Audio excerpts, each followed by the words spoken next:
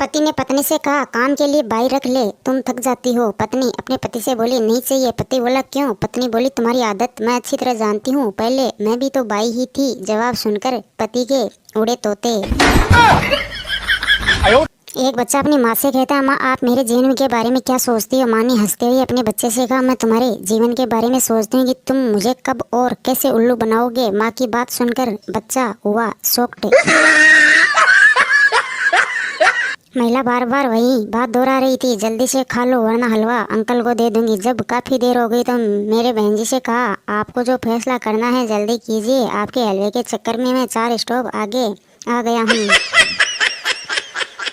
एक पत्नी अपने पति से कहती है, तुम्हारा मोबाइल फोन मेरे सोने की रिंग जैसा होना चाहिए। पति बोलता है, ठीक है, तब से आपको हर बार जब भी कॉल आएगा मुझे चीखने का मन हो जाएगा। सुनकर पति डूबा सोच में।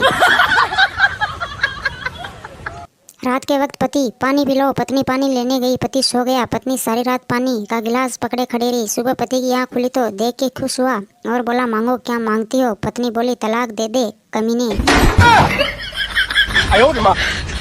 पत्नी ने अपने पति से पूछा, पता है औरतें अपने बच्चों को तेज आवाज में क्यों डांटती है? पति ने पत्नी से कहा, नहीं, बताओ क्यों? पत्नी ने पति से कहा, ताकि पतियों में भी खौफ बना रहे। पत्नी की बात सुनकर पति की उड़ी खिल्ली।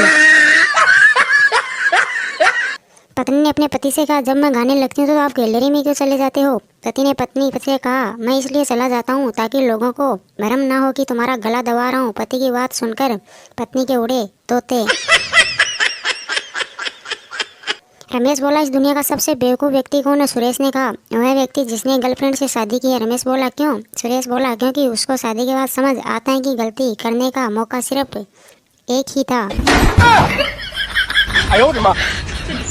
पिंकी चिंकी से बोली, पतियों को दूसरे की पत्नियां खूबसूरत और अपनी सिर दर्द क्यों लगती हैं? चिंकी ने पिंकी को बताया, वो इसलिए क्योंकि दूसरों की बीवी में मेकअप दिखता है और अपनी में खर्चा। सुनकर पिंकी हुई शौक।